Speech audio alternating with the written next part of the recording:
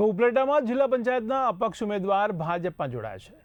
તો જયા મયાત્રાએ ભાજપને સમર્થન જાહેર કર્યું છે, ત્યારે ભાજપ ઉમેદવાર ભારતીબેન હુંબલને ખુલ્લું સમર્થન આપ્યું છે. તો ટિકિટ ન મળતા અગાઉ અપક્ષ તરીકે ફોર્મ ભરવામાં આવ્યું હતું, ત્યારે ભાજપ સાથે મતભેદ દૂર થતાં ફરી જોડાણ કર્યું છે. તો પૂર્વમાં 20 વર્ષ સુધી વિવિધ હોદ્દા પર કાર્યરત રહ્યા. તો જિલ્લા અને તાલુકા બેઠકમાં ભાજપની જીતનો વિશ્વાસ પણ વ્યક્ત કર્યો છે.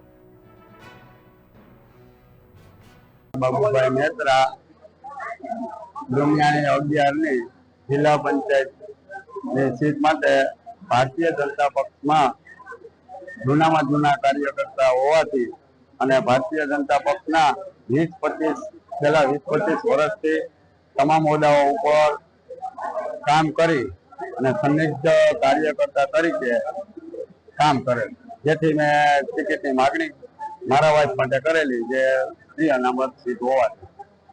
તો એમાં મનભેદ થયા, જેથી કરીને મેં અપક્ષ ઉમેદવારી કરાવી. હવે પછી એમ થયું કે ભાઈ આ તો બધા ભારતીય જનતા પાર્ટીના જ મનભેદ દૂર કરી. આજરોજ ભરતભાઈ મયાત્રા એટલે અમારા ભાજપના ખૂબ સિનિયર આગેવાન કહેવાય કે જેના હિસાબે અમારા ગામડાઓનું ઘણું મોટું રાજકારણ એને હાથવી રાખ્યું છે. એવા ભરતભાઈ જે પોતાના મત વિસ્તારમાં પોતાના ડુંગિયાણી જિલ્લા પંચાયતમાં પોતાની ટિકિટ માંગેલ હતી, પણ એ ટિકિટ ક્યાંક ને ક્યાંક બીજાને ગઈ. એને થોડું મનમાં એવું હતું કે ભાઈ મને કેમ ના હતી, પણ પાર્ટીની રીતે કામ કરી રહી છે.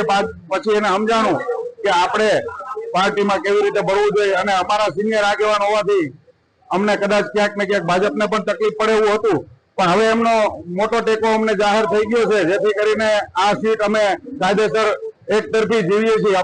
અપક્ષ ઉમેદવાર તરીકે એમનું પમ્પિંગ મોટર હતું એને ખેંચી અને પોતે ટેકો જાહેર કર્યો છે. એટલે જેથી કરીને હું ભરતભાઈને અને મજબૂતભાઈને એક મોટી સાઠગાંઠ કહેવાય કે જેને ભાજપ હવે ક્યારેય કોઈ પણ બીજા પક્ષ તોડી પણ નહીં શકે એવી એક સાઠગાંઠ થઈ ગઈ છે. ડુંગિયાણી જિલ્લા પંચાયતના અપક્ષ ઉમેદવાર જયાબેન ભરતભાઈ મયાત્રા પોતાની અપક્ષ ઉમેદવારી પરત ખેંચી છે અને ભારતીય જનતા પાર્ટીના ઉમેદવાર ભારતીબેન મજબૂતભાઈ હુંબલને ટેકો જાહેર કર્યો છે.